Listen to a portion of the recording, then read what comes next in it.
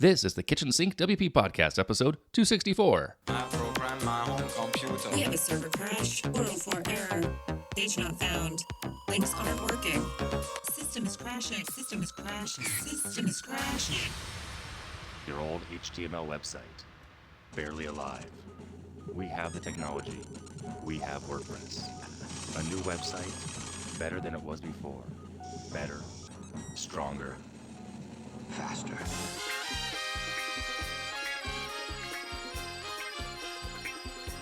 We have the technology.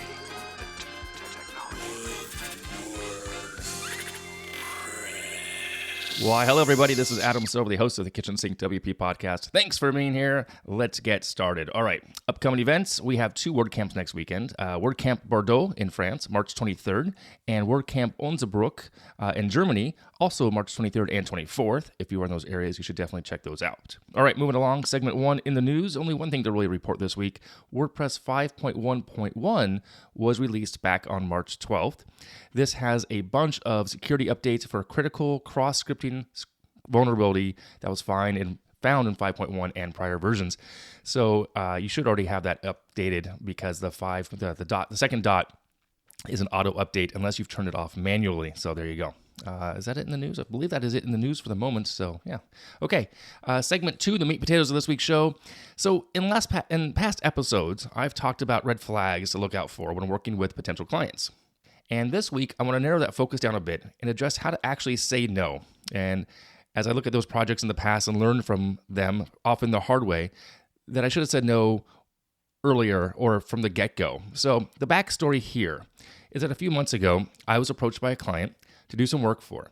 I took the call. We had a second call with 4 more people from their team on the Zoom call, plus my developer, Alex does some work for me.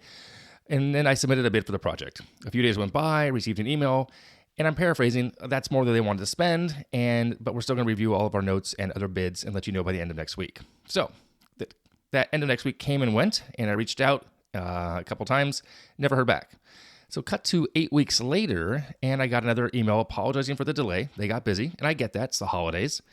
And they wanted to resume the project. I'm like, resume the project? I'm thinking, what? Huh? I really thought it was lost and gone, that's part of business, right? So this time, I have a new point of contact within that project of that company. Another call was set up via Zoom. We reviewed the project, and it turns out now they want the first piece done that we pitched, as well as a bunch more work. And I mean like a lot more work. They sent over a new scope and documentation on the needs for that for us to review. So they thought the first proposal was expensive, and now they want me to do more work. In essence, kind of their words, become an ongoing partnership with them. So we'll see about that. Okay, so that leads me to discussing the project in more greater detail with Alex. And we realize that this is not the right fit. At least it's not the right fit from Concierge WP. It's not the right fit from Alex, who's, does some work for me, but he's also busy with his own side hustles as well. So that leads me then, how do I actually tell them? Like, what is the best way to let somebody know that this is not the right time for this project? Okay. And so here are the 4 things that you might want to consider on ways to handle this in the future. And now are going to be a part of my process. I've mentioned before, I talked to Megan, having things in place, because again, this was like just half of my day, not half a day, maybe a quarter of my day, trying to figure this out. Like, what do I do in the future moving forward, making this part of the process? So, number 1, be decisive. Trust your gut here. You know what you're going to do before your head realizes it. It's truly the case. I kind of think I knew this from the get-go. So tell them sooner than later. And the sooner the better, because you don't want to hold up another client or a customer from finding the solution that they need. They may have deadlines. They may have budget spendings that they need to get done, whatever. So trust your gut.